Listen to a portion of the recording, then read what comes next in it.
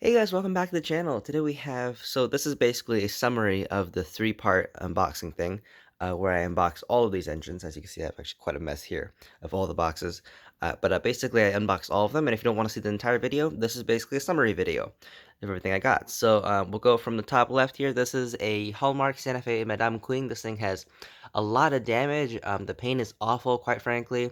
It's missing the weight. A lot of the drivers and stuff is kind of missing, and you can see like the parts box there, but I got it for only $175 free shipping. Next up, we have two Sunset New York Central K5s Pacifics. This one is probably one of the best painted brass engines, period, that I've ever seen. And this one here, as you can see, is in parts. I paid $200 for that one, and I paid $125 for that one. This one is, on the other hand, it really damaged a whole lot of broken pieces that are included, but are broken off, so that will need a lot of repair. Next up here, we have a PFM United earlier run of the Pennsylvania Railroad post-war K4 with the 13,000 gallon tender and train phone antenna, but this one doesn't have brake shoes, so it's a sign that it's an earlier run of this engine. They made a later run with much more detailed, or much more. Each individual detail is better casted instead of so crude, but the overall engine is still very similar. But I paid $130 for that. Here we have a Max Gray Santa Fe 3400 class Pacific. This thing has a little bit of damage. One of the ladders on the side here broke off, and overall is a lot of crude details. Also, half of the chimney, the smokestack, is broken off and missing. But yeah, that thing I got for $185 shipped.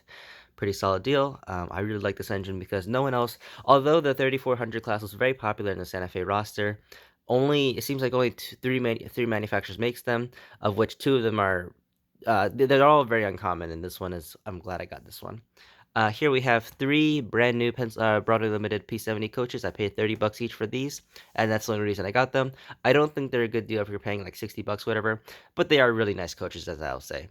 But I don't like paying a lot for passenger cars, and so $30 per I think is reasonable. That's less than $100 for all three. So yeah. Here in the middle, we have a New York Central Mohawk. This thing right here, it is weathered, and I paid $290 for it.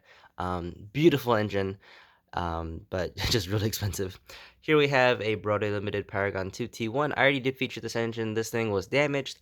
There was a broken wire between the engine and tender that made the motor not run.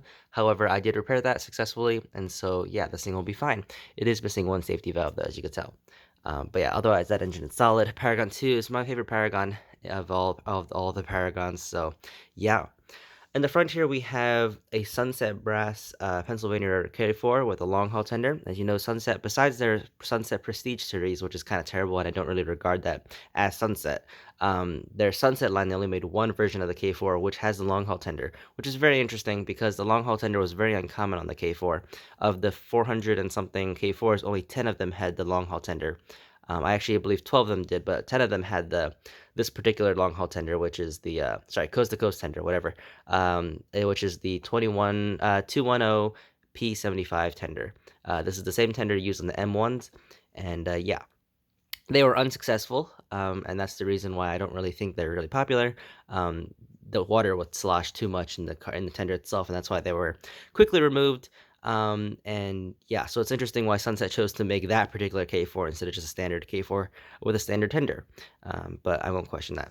Here we have a Broadway Limited L1S, which claimed to be brand new. However, it has a broken front deck here, so I'm not really sure if I'm going to keep this one. But yeah, I paid $399 for this one, new. And oh yeah, I paid $180, I believe, for this one. Here we have a Sunset Brass H10. As you know, the Broadway Limited ones, in my opinion, these are just as good as the Broadway Limited engines. This one obviously being brass, runs just as well, just paints a little. It's been custom painted, which I think is actually a pretty solid paint job. People, the Broadway Limited engine is definitely overall a better package because everything's already done for you. However, you can just see how much you could save by using brass, which is weird because usually brass is regarded as better than plastic. However, in this case, this is only $150. I paid $150 shipped, no tax.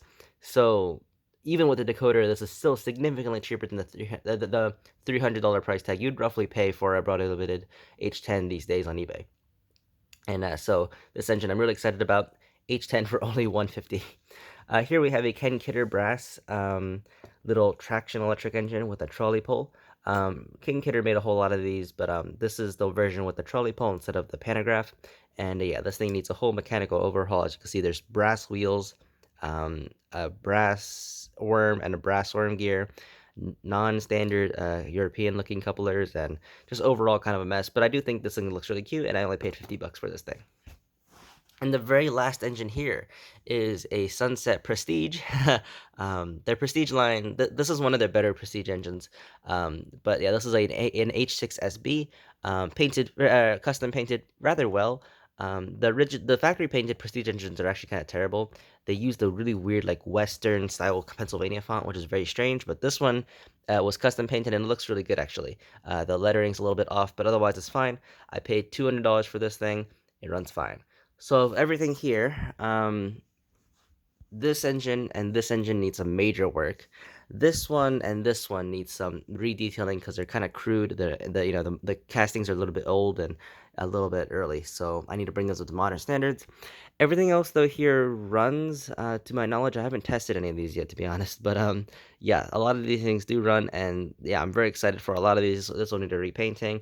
This I'm not sure if I'm gonna keep. Yeah, these things are just, really RTR, they're easy to use. And these engines I'm really excited about. So anyways, that is the haul for the fall 2021, I guess, Thanksgiving break haul.